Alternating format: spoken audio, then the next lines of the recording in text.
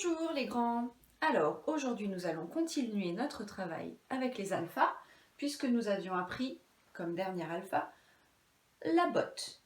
Alors Lou et Louve, préparez-vous, on va écouter si les grands sont capables de marier la botte avec les monsieur madame. Je vous remontre, tous nos personnages alpha ils sont là-haut et on peut les marier avec les monsieur madame qui sont ici. On ne peut pas marier les monsieur madame entre eux pour le moment et on ne peut pas marier les autres personnages entre eux non plus. Vous verrez ça quand vous serez en CP. Pour le moment, on marie simplement un personnage avec un monsieur madame. Alors, c'est parti. Donc, la botte, elle fait B, B. Souvenez-vous. Et si je la marie avec monsieur A, ça fait B, ba. Alors attention, ça ne fait pas B-A. On les accroche vraiment. B-A, ce serait ça. B-A. Mais moi, ils sont mariés, ensemble. Ils chantent ensemble. Ba. Très bien. Ensuite, celui-là. B. B. B. Bien. On continue. Bi. Bu.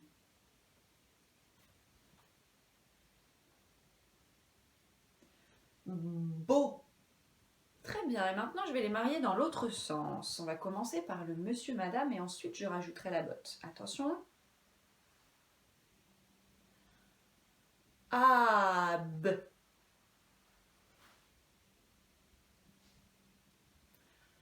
Ub.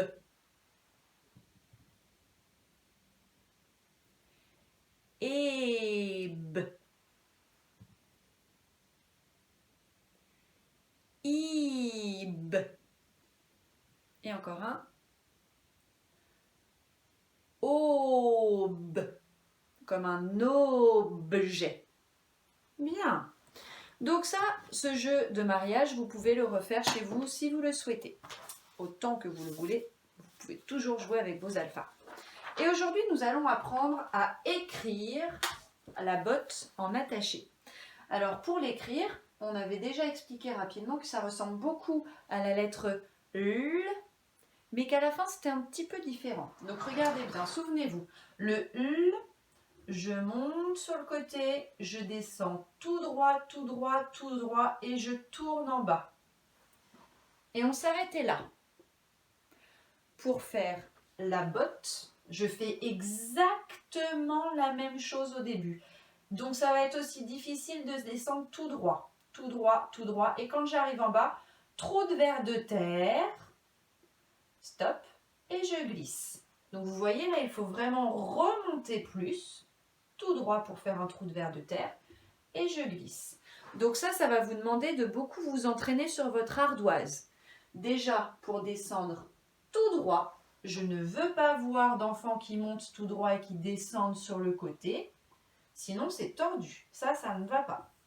Ce qui est difficile, c'est de monter sur le côté, ensuite je tourne et je descends tout droit.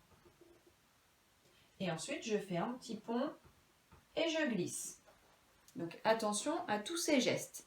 On va les reprendre ensemble puisque je vais vous faire aussi la ligne. Puisque là, la botte est une grande lettre. Donc vous allez avoir les grandes lignes. Et pour vous aider un petit peu, j'ai laissé la petite ligne. Je vous montre.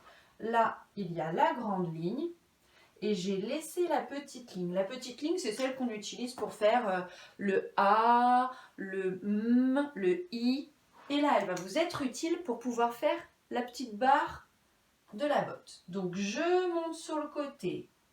Je tourne et je descends tout droit, tout droit, tout droit, tout droit. Ça, c'est très important.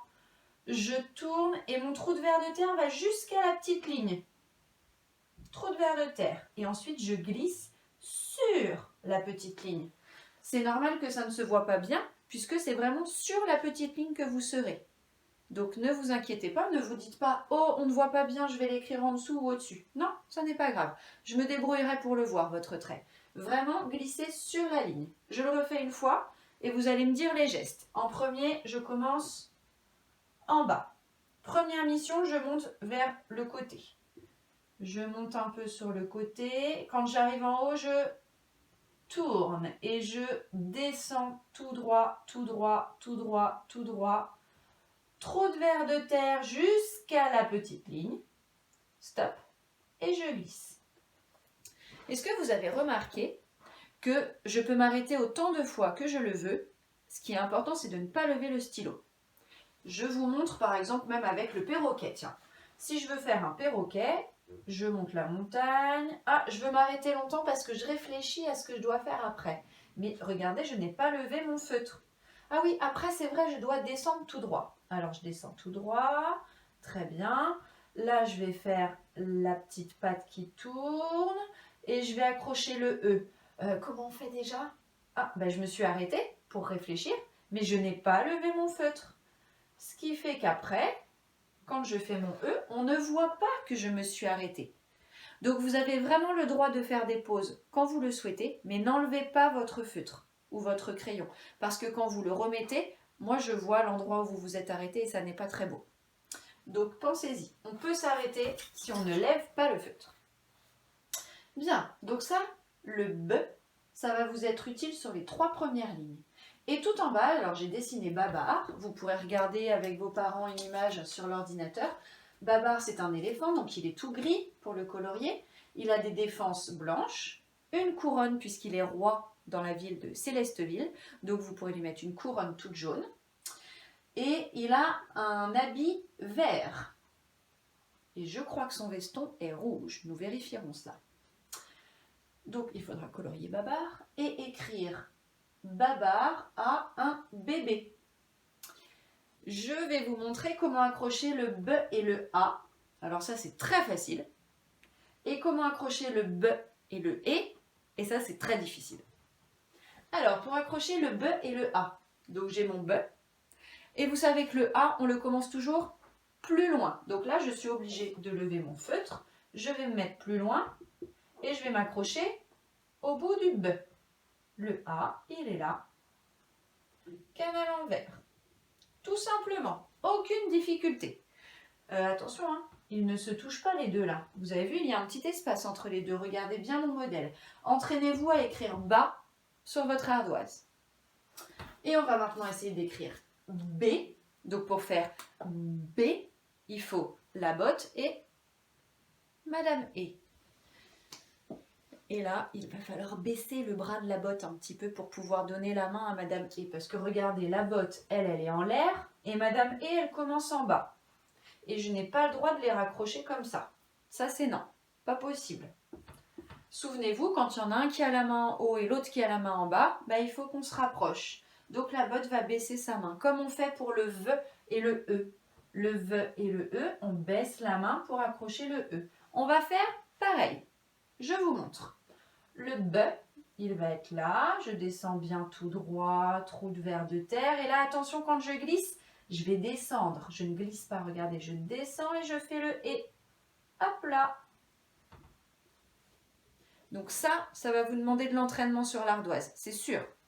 Je descends et je fais la boucle du E dans les petites lignes. Attention, mon E, il ne sort pas de la ligne. Hein. Regardez bien. Le B est grand, mais le E est petit. Donc ce travail-là, vraiment, va vous demander un effort, à mon avis. Donc il va falloir vous appliquer les grands. Lou et Louve, ça ne va vraiment pas être simple pour écrire la dernière phrase. Je pense que les grands vont bien réussir le début, mais ça va leur demander un bel effort pour cette phrase de la fin. Vous savez que vous devez m'envoyer votre travail après, et que je vais regarder évidemment comme d'habitude.